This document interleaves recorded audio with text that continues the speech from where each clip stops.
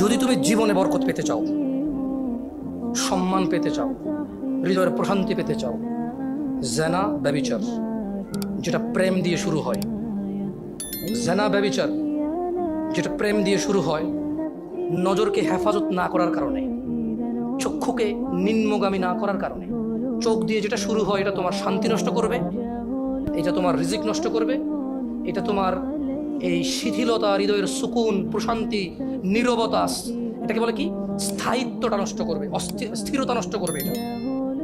ছোট ভাই, তোমার প্রতি আমার নসিহত, তুমি কে নীল পড়ছে, লাল পড়ছে, কে ছোট পড়ছে, কে বড় পড়ছে, তুমি এগুলো মেজারমেন্ট করার দরকার নাই। তুমি নিচে নজর রাখো, হাঁটো।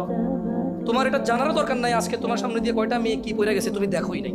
তুমি নিচে হাঁটো, যথাসম্ভব তুমি যতটুকু নিচে দেখে হাঁটা সম্ভব তুমি তোমার চোখকে হেফাজত করো। লজ্জাস্থান হেফাজত হবে, লজ্জাস্থান হেফাজত হলে তোমার হৃদয়ের প্রশান্তি নষ্ট হবে না ইনশাআল্লাহ। রিজিকের দরজা খুলবেই খুলবে।